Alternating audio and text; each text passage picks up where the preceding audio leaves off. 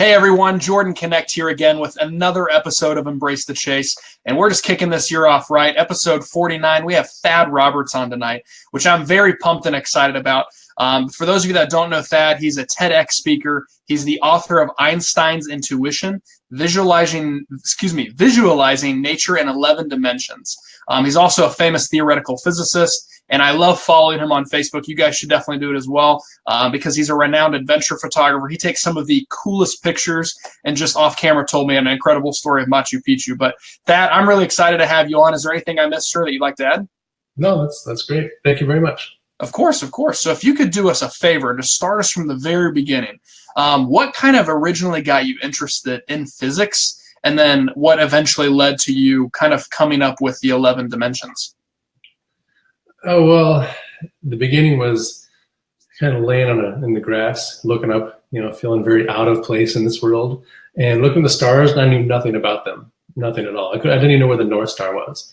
And all I could do was romanticize about living somewhere else, right? But the more real I wanted that to be, the more I realized I need to understand what that even means. Like, where are these other places? What's different over there? What's the same over there? And this opened up like a lot of science questions. And I was really young, but they became very personal science questions. And from then on, all the science questions or philosophical questions became very personal for me, and I like to chase them. Not that I have answers to all of them, but it's really fun to own the question and then be on the quest personally. I like it. I love it. So then, for those of you watching at home right now, or you're watching live, you're watching replay, I highly suggest going ahead and click the link after this, of course, and go watch his entire TEDx talk. But Thad, I'd like you to kind of dive a little bit deeper into what exactly the 11 dimensions are, because my understanding of everything, and please correct me if I'm wrong, I'm going to go through this real brief because you're the expert, not me, is obviously 3D space most people understand, but the fourth dimensional space is kind of like is time, of course. So if we are 3D beings visualizing a fourth dimensional entity per se, basically the only way I can comprehend it is that they can control their time, so make themselves old, young, kind of progress through at whatever rate they want. That's my understanding of it. And then the fifth dimension is that we can travel to any parallel universes that are in the same coordinates. The sixth dimension being travel to any of those same coordinate dimensions in time. And then the seventh is any other coordinated dimensions. Eighth is all those dimensions in time as well. And then the ninth dimension is to kind of understand their whole histories. Is that right? Am I even coming close to understanding all that? Or am I just way off base? You completely lost me on that. Okay, let's start with this. The way we picture the world in our head right now, right? Just take the average person. I'm gonna go with what I think you're thinking the world is. Now imagine the entire universe, and now delete from all the things in the universe everything you can identify, right? All the planets, all the stars, all the matter, all the light. Keep removing anything you can name. All right. Now, what's left? Atoms? I don't know, but I can name that. So now delete the atoms, right? So you get rid of all the things, all the material stuff, all the energy and matter, any name you can attach to it. The only thing that would be left, because you're still supposed to have a universe of something, right? It just doesn't have any things in it, would be just the vacuum. Okay, now if you try to say, all right, well, I want to delete the vacuum, then you could have the question, if you delete the vacuum, do you still have a universe? Or did you delete the universe in that process? Okay, and you can debate, I'm not going to take a side on that, but the point is, when you have just the vacuum, and that's all that's left, what are the properties of the vacuum? See, a lot of times we usually talk about properties of things that are real in their relative positions in the vacuum, right? But we only talk about the properties of the other things and not the properties of the space, not properties of the vacuum itself. Okay, so right now, what you're probably imagining is what we call Euclidean space. It's this XYZ grid that you had in high school and college, right? It's just evenly spaced hash marks, but they're not really there. The lines don't exist there. You just use them as a representation. You could zoom in more and more and divide the ruler into smaller and smaller marks, but you can go in forever. Or you could go out forever if we assume that the universe is infinite in size, okay? But you can certainly go in forever. And another quality would be that it didn't matter where you started, those rule hash marks are the same everywhere, right? The property of this space looks the same everywhere, and every direction. So you can turn and it looks the same. The space is just the same everywhere and on every scale. Okay, that's the Euclidean assumption. And then when you have that universe, you put things in position, like you put a planet here and have it moving. You put all these different atoms together a certain way, and we build things from that. But that's how we think of our universe, as a stage that provides position, but Euclidean position, and it's continuous. It continues to be connected. All right. Well, what we're doing is challenging, and not just me. It's a huge camp. In fact, we've already gone away from Euclidean space. All of physicists have gone away from Euclidean space. The question is, what is the actual space? What are the foundational elements, ingredients of the universe? Well, I'm in the camp that explores the idea that the vacuum itself is a fluid medium, kind of like air, okay, that's made up of molecules, atoms, or what we call quanta. Quanta just means a fundamental unit of something. So you take a lot of them and you get a lot of interactions that have properties and so on. And it's a special kind of fluid called a superfluid. Okay, and this will be answering all the other dimensions. I'm just giving the background for it. A difference between a regular fluid and a superfluid. We have a lot of visceral experience in our everyday life from regular fluids. Like say you filled up a bucket a third of the way full of water, and you suspend the bucket from a rope or a tree, right? And you twist up the bucket nice and slow, hold it twisted until the water is not moving, and then let go. So as the bucket's untwisting, it's kind of going down a little bit, but it's going to speed up faster and faster and faster. Now, the surface of the water, or all the bulk of the water in there, what does it do over time? The first instant, the bucket starts to rotate, but the fluid stays still. But then because of friction from the walls, as the walls go faster and faster, they start to drag some of this fluid more and more.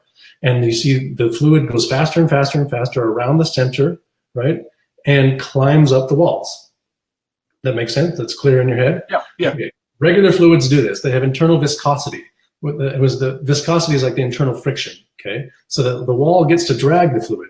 If the wall couldn't drag the fluid because there was no friction between them, then you wouldn't get to rotate the fluid at all, even if you rotated the bucket.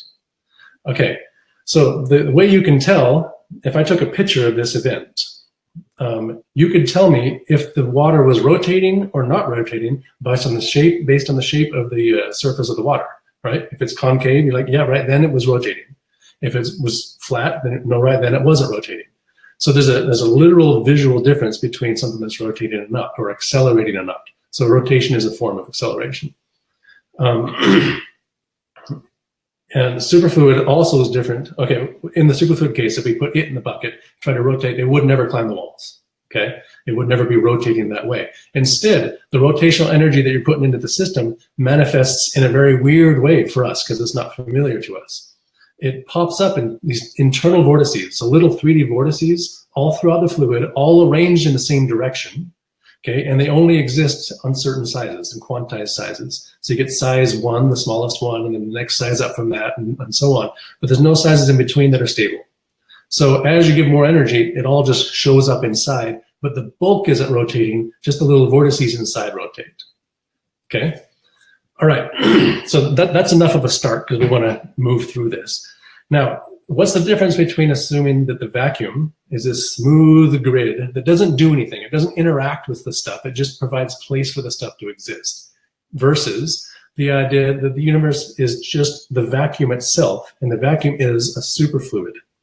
Well, here's the really cool part for me. If the universe was the first case, if it was Euclidean, then you have to describe all the stuff separate from the vacuum. Meaning we have to say, okay, we take on as assumption that the vacuum exists. We don't know why, but it's there. Now we take on the assumption that all the fundamental particles of matter exist. We don't know why, but they're there. And from that we can build, or then we get all the photons and the different kind of interactions and so on.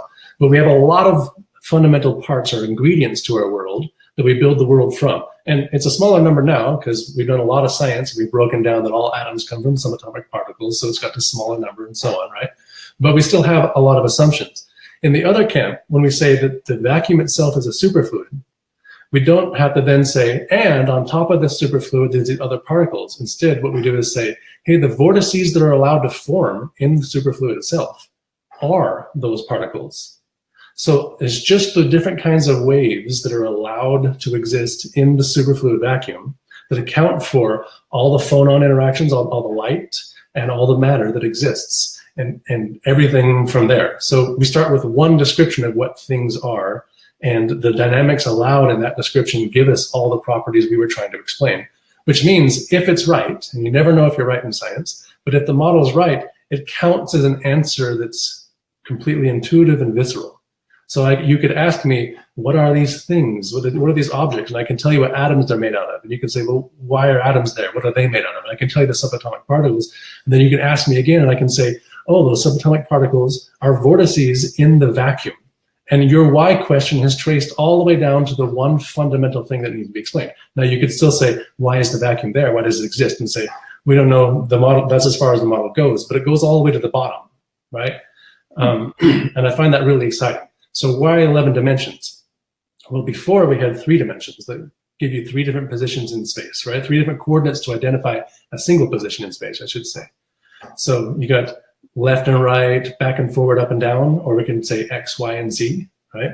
And then you also have time, because something can be holding still in X, Y, and Z and still moving through time, right? Like over every second, it's now later in time. You don't see that motion in space, but it still moves through time. So we have 4 different coordinates that describe changes of position, either space or in time. But if space were Euclidean, that's all there would be. You couldn't change in any other way, because any change would imply just a change in one of those 4 or more than one of those 4. All right, well, if the vacuum is broken up into pieces, if you zoomed in enough on a scale to where you could see this quantization, and all these pieces are moving around, bumping into each other like we imagine air molecules doing, right? They're elastically bouncing off each other. If you freeze frame, at some point some are colliding, some other ones there's a big gap between them, right? So it's not all uniform. If that's the case, then each quanta represents a fundamental, smallest thing we can talk about, smallest location we can talk about in the vacuum.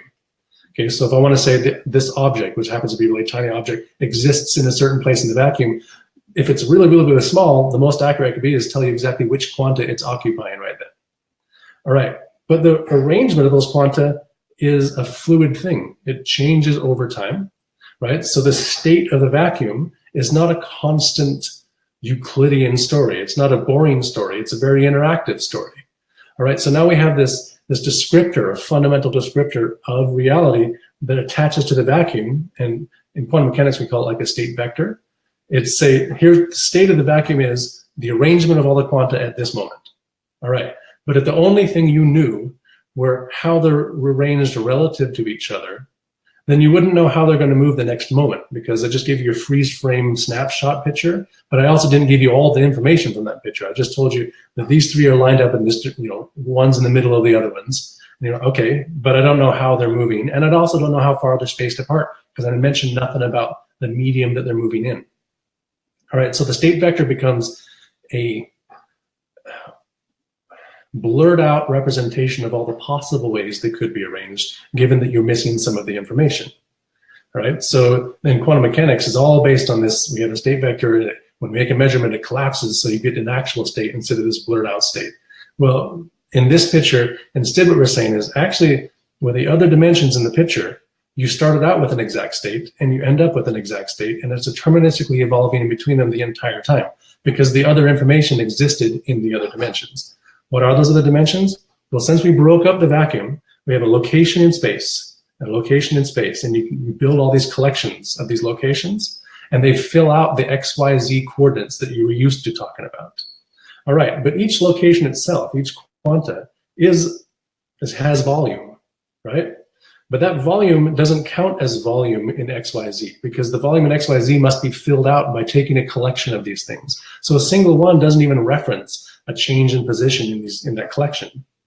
But there is a change of position in something. It's in that volume. So we have to define that as a separate kind of volume. It's a separate kind of spatial coordinates. So those 3 dimensions inside that volume represent a completely unique kind of volume, or spatial dimensions. We call them interspatial dimensions. So something can move around. I mean, you can imagine in your head something being inside there moving around, and it's not moving from this one to this one. It doesn't change its position in space. It just changes its position inside this individual bubble.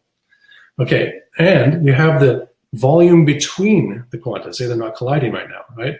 As they move through that volume, the superspatial volume, they also get to change their coordinates and mix things up. So then we, of course, let's repeat that the collection of all the quanta fill out the volume of space. So we have 3 unique kinds of volume, and each volume has 3 dimensions.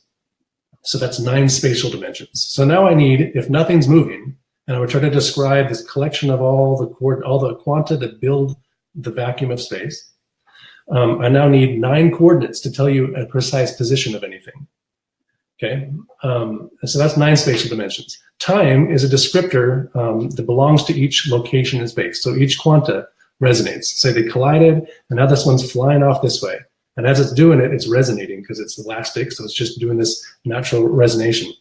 Well, the number of free resonations that each quanta gets, meaning while it's not colliding, ticks off more time that it experiences. If you're in a region that happens to be really dense, so all the vacuum is really dense over here, so they're real close to each other and they're all slamming into each other all the time, versus way over here, they're much more spaced apart and they're not slamming in as much, then the signature of time will be different. Over here, you get less time because they're hitting each other all the time. They don't get these free resonations. And over here, they get way more free resonations, so they experience more time. Which means now you're going to have regions in space where you can move from one region to the next and have less and less time, like, say, a black hole. As you approach a black hole, time gets squeezed out and no time happens at a black hole. Okay, so we get a lot of interesting characteristics that automatically pop in for free. You like that one? Yeah, just like the whole black hole thing just blew my mind. Good. I'm starting to picture this a lot easier now. The volume phrase you used is what kind of helped connect all the dots. Good. It's a really simple picture, actually. Before I go into that, we have a second dimension of time.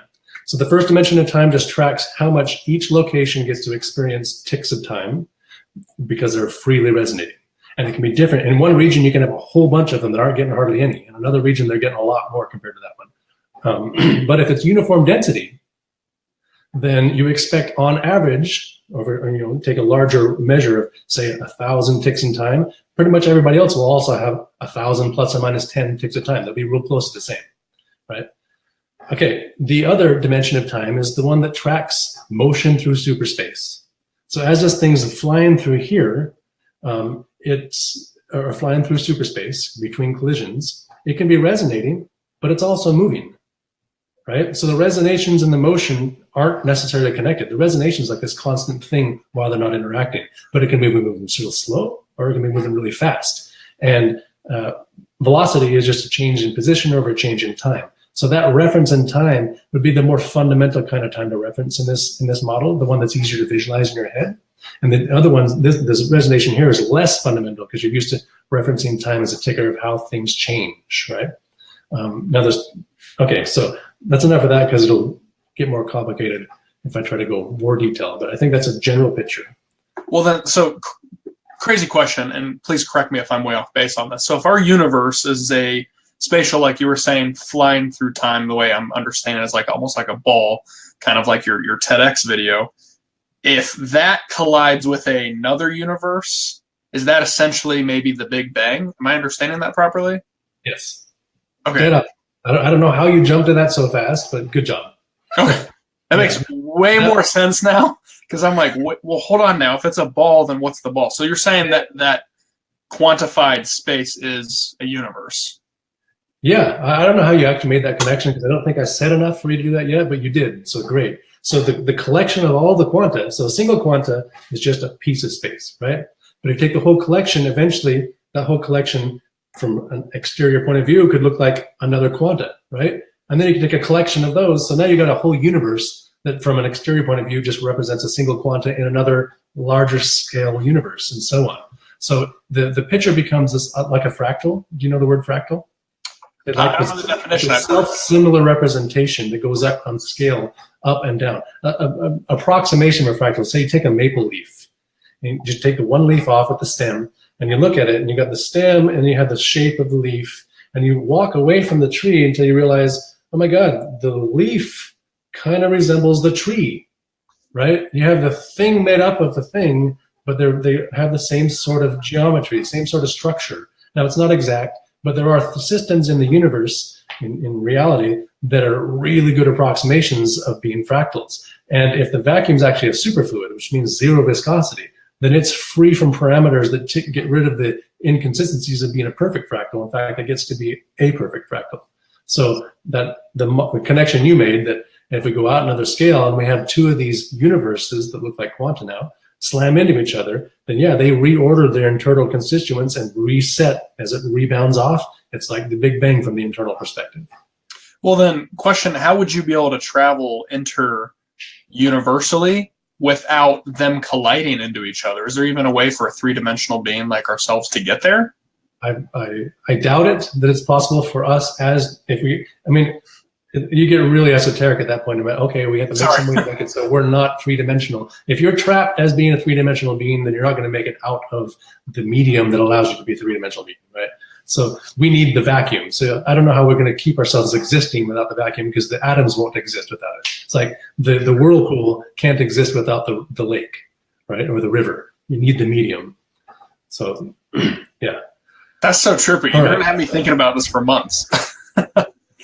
So let's go on and transition out of this for the sake of your time. What are your current projects into 2018 and into beyond? Are you writing another book right now, or what's kind of going on with you? Well, I'm still doing the science stuff, but I also, it's been a big goal ever since I got out of prison to try to make a little social commentary that could make an impact on how people are willing to open up to the plight of others. Maybe that's the way to say it.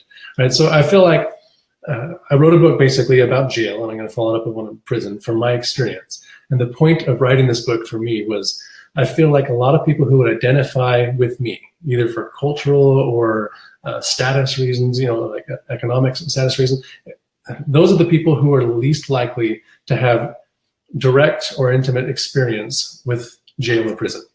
Okay, they don't know many people that have. They haven't themselves usually. And as a consequence, they're kind of debilitated in perspective in some way that I would like to help with. They end up getting to hold on to these lies that we tell ourselves about what people in prison must be like, or who they really are, or what they deserve or what they don't deserve. They have this impression of what that world is. And I think that impression, in a way, it's self-flattering, because it makes you feel like, oh, I'm so good, I never went to prison because I'm better than them. And it's nice to be able to get over those delusions, so you're more compassionate towards others. But also objectively, it just tends to not be very true. So I feel like people in that class who might be interested in learning more about what it's really like in our judicial system, in our prisons and county jails, that they'd be able to follow my journey a little more than they would be able to follow somebody who they didn't identify with. And so I wanted to facilitate that, because I think it'll bridge the gap between different perspectives. And this is your new book, correct? Yep, it's called Moonrock Mare Crisium. Is this something that's coming out in 2018, or is this a little bit further out? Coming out in 1 to 2 weeks. Oh, wow. Okay. So you weren't kidding when you messaged back and said that it was getting ready. Okay. That's wild. That's really cool. So just to make sure it actually came back correct and there weren't any major issues. Well, perfect. Is there is it going to be on Amazon? Yep. Oh, awesome. Well, I'll make sure to send a link out for everybody once it comes out. Well, awesome. I'm going to kind of shift a little bit more towards the entrepreneurial side, just since my audience is mostly people that are small business owners. Is there any advice that you can give, since you're, at least from my objective perspective, kind of a free spirit, somebody who just, you have a passion in life about something you want to go after and just get it done? How do you utilize entrepreneurship to basically pay the bills, but still go after the passions that you're excited about? That's a difficult one to answer. I remember seeing somebody give a talk saying, if someone goes up and says, go for your passions, that just means that they're already rich. Right? And I thought it was funny for him to make that point, but it probably is a good advice for the average person. But I've always been somebody so far that's kind of, I never knew how to secure the money first, but it wasn't, ever since prison, I wasn't willing to convince myself that I needed to do that first. I needed to go after the passion, because in the end, whether you like what you're doing is more important than whether you like how much money you have, right? And it turns out that if you do what you like, eventually it will lead to something. And I know I want to give enough room to give credit for all the people who are in situations where they just can't afford to stretch themselves out like that because they have responsibilities and commitments and so on. And I totally get that. But there might be things that you like that you haven't tried. right? Things that you can actually explore in a passionate way that don't contradict your current commitments. I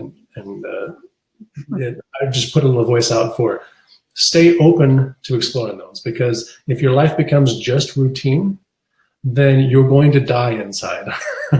If you're anything like me at all, I mean, routine is there for lots of reasons, and building your own routine is a very good practice if you're doing it on purpose. But if you ever end up feeling like I can describe my life as a routine, it's not that exciting, right? You want challenge, you need challenge, you need a little bit of threat in your life to make you rethink things or try things or just feel alive.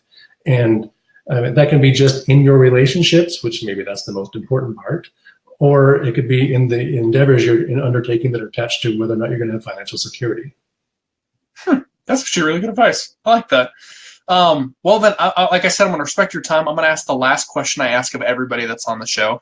And I know you kind of already hinted on it with your new book coming out, but if there's anything else that's on your heart or on your mind right now, or even the same thing that you'd like people to know about, this can be about you or any other topic or a specific person. Okay, there's something that's been rattling around for me. Maybe this is related to what you're asking. I looked out in the world, and my whole life, I always saw how I wasn't enough compared to things I would see, right? So you'd look around in a crowd, and you'd find the people who were more attractive, and you'd find the people who had more money. You find the people who had more confidence. You find the people that had more education. It's easy to find all these attributes. And funny, it wasn't always a single person who had all those, but you would find all of them and compare them to yourself. And somehow you weren't now enough, right? And everyone else, you look at all these people, they're well-dressed. You're like, wow, how do they afford all this all the time? They have nice cars. Everyone has all this nice stuff. And you're thinking, man, I have such a hard time getting by just to have the stuff I have. And you fail completely to see that everyone else is looking out in the same crowd, which now includes you, and is thinking the same thing, right? They're wondering, how does that guy get to manage all this stuff? How come he can keep doing all these things?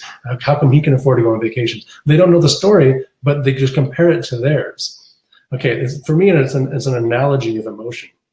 I think we're all moving through the world in a way, looking for recognition, to feel a sense of purpose, to feel a sense that our creative efforts are valued by something or someone, right? That we made a difference that mattered.